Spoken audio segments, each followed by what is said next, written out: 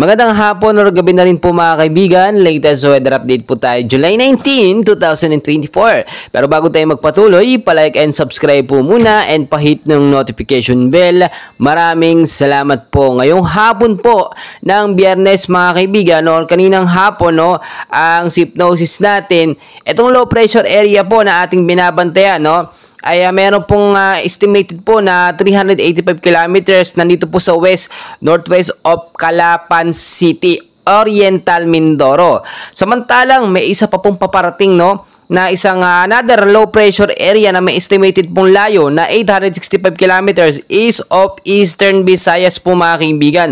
So dalawang sama po ng panahon or dalawang active low pressure area ang ating patuloy na minomonitor. Etong isang low pressure area na nasa northwest of Calapan City, Oriental Mindoro ay papaalis na po yan mga kaibigan. Ilang oras po simula ngayon. Samantalang may papasok naman na panibago mga kaibigan. So babantayan natin kung itong bagong low pressure area ay magiging bagyo nga ba mga kaibigan.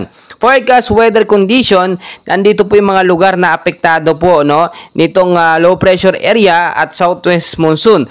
So sa area po ng Metro Manila, Central Luzon, Calabarzon, Mimaropa, Western Visayas, Negros Island region, Zamboanga Peninsula, BARMM, Sultan Kudarat, South Cotabato at Sarangani, maulap po na panahon ang mararanasan dyan with isolated light rains to heavy rainfall, mahina hanggang sa posibleng paglakas po ng pag-uulan pagdating naman po sa gabi. Dahil po yan sa southwest monsoon, so mag-ingat po tayo sa posibleng pagbabaha sa mababang lugar at landslide naman po doon po sa mga landslide prone area.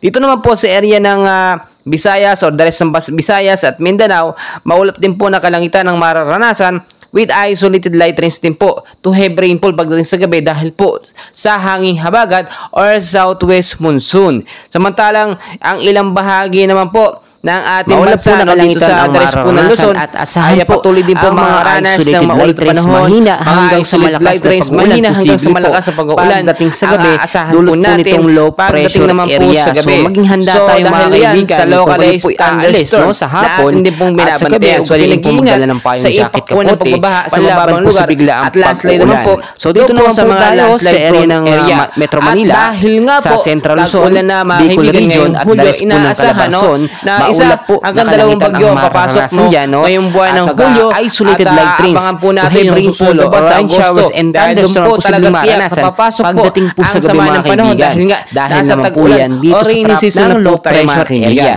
So itong trap ng low pressure area nasa may bandang silang Mindanao po mga kaibigan, yung extension po niya lagi sa ng panahon. Maraming salamat.